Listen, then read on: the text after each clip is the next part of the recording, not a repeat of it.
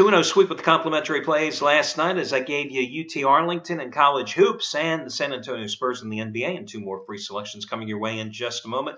Once again, my apologies for my voice here as I've got bronchitis at the moment and it's really hard to talk. This is my third take today because I hacked and coughed my way through the first two. So I'm going to see if I can go through this. But I'm telling you what, I don't care if I was on my deathbed today. The minute they announced yesterday that Coldplay was going to be headlining the Super Bowl halftime show, I knew I had to do this video report because my first thought was, what? Was there nobody else available? Coldplay? How many of you out there have a Coldplay album? How many of you listen to a Coldplay song? How many of you can name me more than one Coldplay song? Coldplay? I mean, this is what it's come to because in this age of political correctness where TV networks and the NFL are still scarred from Janet Jackson's nipple incident from 115 years ago, they turned to Coldplay. Now, I can understand turning to old novelty acts, which are just touring acts now. And, that's kind of a blasphemous statement when I'm also going to mention the likes of Paul McCartney and Madonna and U2, etc. But Coldplay? I mean, okay, they had the #1 album in the world, Viva La Vida, back in 2008. It's going to be 2016. What have you done for me lately? Yes, they sell a lot of albums. Chris Martin, yes, he was once married to Gwyneth Paltrow. We have to forgive him for that. Didn't they have that conscious uncoupling? I can forgive him for that. His choice in women. Ugh. But seriously, Coldplay? How many of you come February are going to be sitting there putting aside your beer, your chips, and your sodas and saying, oh my God, I got to watch Coldplay because they're headlining the halftime show? I just don't see it. Let me put this in perspective for you. If you gave me a choice between listening to Coldplay and Adele, I'd take Adele 100 times over. Couldn't you have gone young? I mean, is Ed Sheeran not politically correct enough? Had Ed Sheeran and Adele and Taylor Swift and any combination of the young guy, Al Golden, the people that are driving the charts right now. Of course, we don't want to go rap because that's going to probably offend so many people out there. And we don't want to go country too often because that's just a certain segment of the market, which is also going to turn off the rest of the country. I mean, my God, wasn't Maroon 5 available? Coldplay? Seriously? Let's talk about the football game last night. So the Packers won on a miracle play on the last second. Let me tell you how happy I am. Not only because I had the Packers, because every single handicapper here at the site had the Packers last night. Every single one of them. And when that happens, oh my God, we say one team has too much weight on them. That's what we always joke about when I see this happening. And that was the case last night. Usually it's a bad omen. But to me, last night was payback of sorts. Remember when Detroit played Seattle in that Monday night game? Russell Wilson, the 2 late turnovers, including the one that led to a touchdown for Detroit, that allowed them to sneak into the back door for the cover with about 4.5 minutes to go. Well, that cost everybody that night. Well, turnaround is fair play. I've always maintained that when the breaks are going against you, it's hard to realize that over the long haul, there is a light at the end of the tunnel. And more often than not, those breaks go your way. So last night was just one of those nights where the break came back and you got a little payback. And we all collected thanks to that miraculous play. So God bless the Packers and thank you for the backdoor cover in the most strange, bizarre way as possible. But we are owed those breaks every now and then. Okay, listen, tonight we've got one big football game, and it's going to be a good one. It's the MAC championship game between Northern Illinois and Bowling Green in Detroit. 6th straight season, Northern Illinois is going to appear in the MAC championship game. 3rd straight year, they're going to take on Bowling Green. This is the rubber match as Bowling Green pulled the upset 2 years ago, and last year Northern Illinois hammered them like 51-17. So I saw Anthony Redd had a monster play today on the game.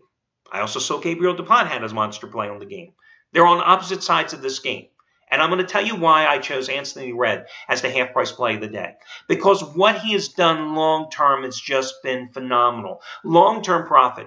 He is going for winning day number 45 out of 57 and 36 out of 52. And over the past 51 days, he's made $10 bettors over $9,600. And then short term, he's going for winning day number 24 out of 33 and 12 out of 15. And over the past 32 days, a nice little month run, he's made those same $10 bettors over $7,100. He's going for college football winner number 21 out of 30. He's going for 100 dime winner number 5 out of 6. Just hit. His first in college basketball of the year with Louisville against Michigan State the other night. Just hit a 100-dimer in the NFL with the Panthers on Thanksgiving. Just hit a 100-dimer in college football 2 Saturdays ago. Indiana with the rout of Maryland. And he's going for weekday football winner number 17 out of 25. That's why I made him the half-price play of the day. And you use coupon code REDD, R-E-D-D, to access it. Now, Gabriel DuPont has the first ever 200-dime football play of his career in college football going tonight. Well, a handicapper, when he comes out and puts himself on a limb like that, that is a big, big play. And I'm not saying Gabriel DuPont is wrong here. All I'm saying to you is that he's on the opposite side of Anthony Redd. And I always like to give you those heads up in case you have a package with DuPont or Redd. Well, now you know who the other guy has. But even though it's his first ever 200-dime play, even though he's coming off a 100-dime winner on the Packers last night as well, I have to look at the long-term consistency that Anthony Redd has provided. And I've got to ride him, as he has a major release too tonight, a top-rated 100-dime play, and that's why he's the half-price play of the day. Props going out to Brad Wilton, who has the total tonight. You can get it for $9. Last night, 150-dime winner number 13 out of 15. You got it for over half price off with the Packers as he continues to make you money. One-day specials today. You can save $175 off the purchase of any handicapper's 60-day package by using coupon code SAVE175, S-A-V-E 175. You can save $125 off the purchase of any handicapper's 30-day package by using coupon code SAVE125, or you can save $50 off any handicapper's 7-day package by using coupon code SAVE50. All those codes are available on the homepage. Remember, if you use one of those codes, and you happen to already be involved in a handicapper's package, you want to extend it out further, take the discount off the top, great. And if you have any instant rebates, they are applicable as well. So go to it. Oh, FYI, props going out to Chuck O'Brien. He's going for winning day number 6 out of 7 today, since he returned to the site.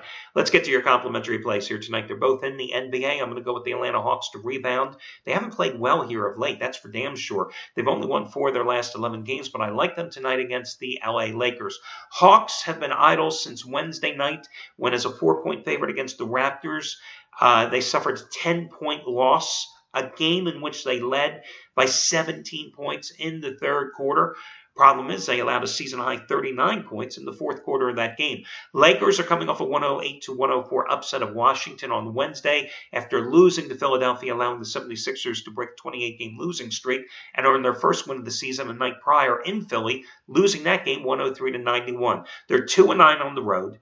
The wins have come against Brooklyn and Philadelphia, 2 teams I think that have a combined 6 wins on the season. The Lakers' defense is non-existent. They've allowed 102 points a minimum in 8 straight games, so I'm willing to lay the double digits with the Hawks in this particular spot. I'm also going to go with the Detroit Pistons in revenge against the Milwaukee Bucks as Greg Monroe returns to Detroit.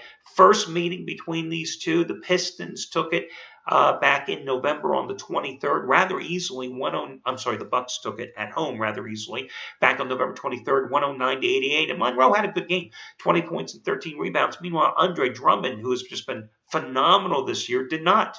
Had one of his worst shooting performances of the season, 6 for 14, finished with only 15 points to go along with 15 rebounds. Now, Drummond's been struggling here lately in terms of the free throw line. He has missed 34 free throws in the last 3 games as teams are just sending them and hacking them and sending the line consistently. But even though the Bucks have covered 6 of their last 7 in Detroit, this is a team that's 2-8 straight up on the road. They've got point guard issues. They don't play much defense. I like the way the Pistons are playing. Bucks are coming off a season-low shooting performance, hitting only 33.8% versus the Spurs a couple of nights ago. Had their lowest scoring game in over 2 seasons in that 95-70 loss Wednesday at San Antonio. They've lost 9 of their last 12 games overall. Meanwhile, the Pistons are coming off a huge comeback at home when they beat Phoenix in overtime, 127-122, overcoming a 16-point deficit in the fourth quarter. Often that is the type of miraculous win that propels you to greater things on the short term. So I'm willing to lay the points with the Pistons in revenge tonight, going with the Hawks to rebound. Those are your 2 free plays. Good luck, everybody. Don't lose too much sleep over Coldplay. It's a long time till the Super Bowl, but Jesus, Coldplay? Seriously? Halftime? Coldplay? I just don't get it. Good luck, everybody. Talk to you again tomorrow.